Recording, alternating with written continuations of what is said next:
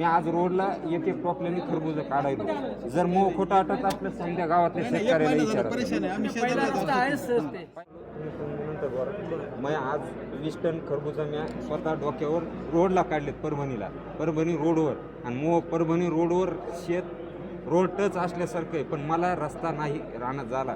मी 28 तारखेला अर्ज केलेला आहे, 28/11ला. 28 पण रस्ता नाही असं आता मध्ये 2-3 एक नंबर माझा 228 नंबर म्हणजे गट तेच आहे. फक्त चुलत्याला गेलेला आहे 228 अर्धा आणि अर्धा मला आहे. तर एकूण रस्ता आहे नंबर धुऱ्याचा, तर नंबर धुऱ्यावर उकरून टाकलेलं आहे. आता हे बी मामा आहेत माझ्यासोबत. मायाच म्हणजे आपण अर्ज या कोला गावातलेही काही शेतकरी आहेत. पुन्हा आपण यांच्याकडे काही प्रश्नासाठी येऊया. गावातल्या काय योजना आहे, म्हणजे काय म्हणजे तुमच्या कुठं रस्ता अडवला आहे, काय मागण्या आहेत तुमच्या आज या शिबिराच्या माध्यमातून? आज हे जे गावामध्ये शिबिर झालेलं आहे, तर नुसती चुकवाचुकी उडवाउडीचे उत्तरं हे माझ्या निदर्शनास आलेलं आहे. त्याच कारण असं आहे की माझाही शिवरस्त्याचा प्रश्न प्रलंबित आहे 2 वर्षापासून. मी तहसीलदार साहेबांना 28/1/2025ला रस्त्यासाठी अर्ज केलेला आहे. त्याच्यावरती फक्त त्यांचं पत्र निघालं, कार्यवाही काहीच नाही. मग हे शिबिर कशासाठी आहे? आणि नुसतं लोकांना फसवण्यासाठी किंवा आपली दुकानं मांडण्यासाठी इथं घेण्यात आलेलं आहे का, हा असा माझा प्रश्न आहे. तर कुठल्याही शेतकऱ्यांना त्यांनी कुठलाही त्यांची अडचण विचारलेली नाही. इथं फक्त काय केलं त्यांनी काय केलं हे इथं दाखवून दिलेलं आहे. एकाही शेतकऱ्याला उठून त्यांचा प्रश्न इथं त्यांच्या दारी येऊन विचारलेला नाही की बा कोणाची काय अडचण आहे, काय नाही. आपण आपलं यांचे कामं असे, त्यांचे कामं तसे, फक्त एवढं दाखवून दिलेलं इथं. आणि शेतकऱ्याचा कुठल्याही एकाही शेतकऱ्याचा प्रश्न मार्गी लावलेला नाही आहे इथं. शेतकऱ्याचं म्हणणं आहे की शेतकऱ्याचे प्रश्न मार्गी लागलेले नाही आहेत. या ठिकाणी दुसरेही शेतकरी आहेत, त्यांच्याशी संवाद साधूया. काय मागणी आणि या अगोदर तुम्ही म्हणजे तिथे ऑफिसला जाऊन भेटलात का, काय सांगितलं? ऑफिसला जाऊन 28/11/2025ला अर्ज दिलता. अर्ज दिल्यावर ते म्हणले की शेत जमीन मोजून घ्या. आम्ही मोजून घेतली. मोजून घेतल्यावर पुन्हा अर्ज त्याला सांगितलं की बाबा मोजून घेतली, खुणा टाकून द्या. तर खुणा टाकायला कोणी आलं नाही. आणि आज सध्या माझ्या रानात नाही ना म्हणता 4 ते 5 लाख रुपयाचा माल पडू नये.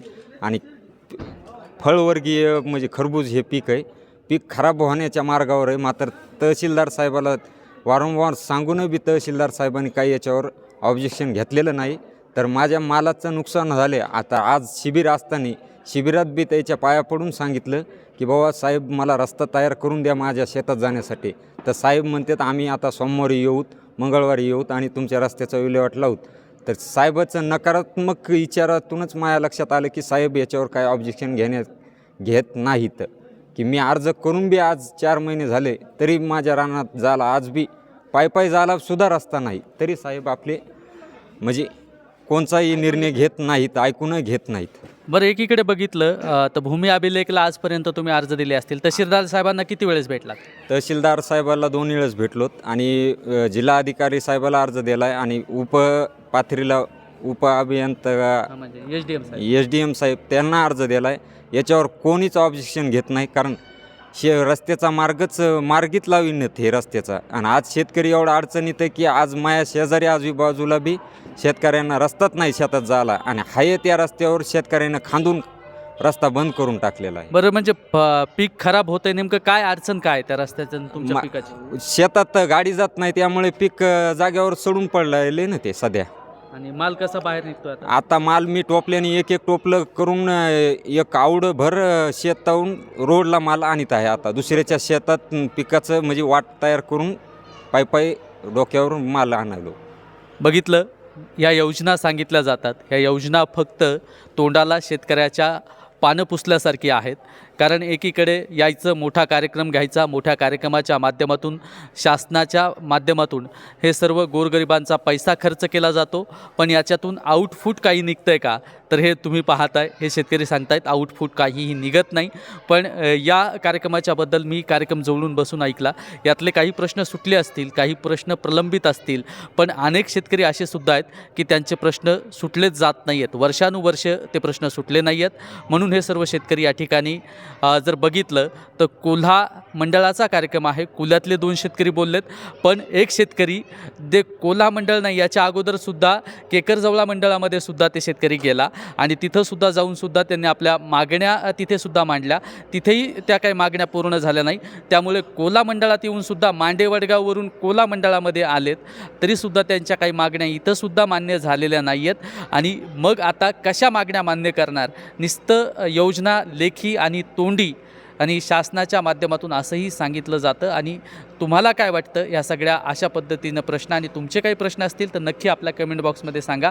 आणि तुमचे प्रश्न असेच प्रलंबित पडलेले तहसीलदार साहेबांनी, SDM साहेबांनी मार्गी लावलेत का हे सुद्धा सांगा. आपला मित्र उदय भिसे पाटील, आपण पाहताय उदय न्यूज. जय जिजाऊ, जय शिवराय. ठीक आहे. तुम्ही अर्जामध्ये पांदन रस्ता लिहिला, पण पांदन नाही. तुमच्या बोलण्यावर लक्षात आलं. नंबर दूर आहे. नंबर दूर आहे, पण आम्हाला ते पांदन रस्ता हवा आहे ना. तुम्हाला त्याच्यासाठी अर्ज तसं नसते. पांदन रस्ता असला तर मिळते, हवाई म्हणल्यावर नाही मिळत.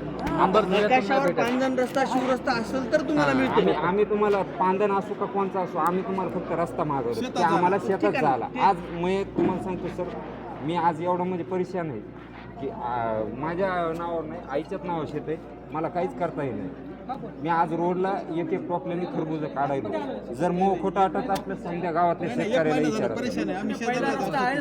पहिला रस्ता आहे सर. गेल्या वर्षी मी तिथून गाडी काढली.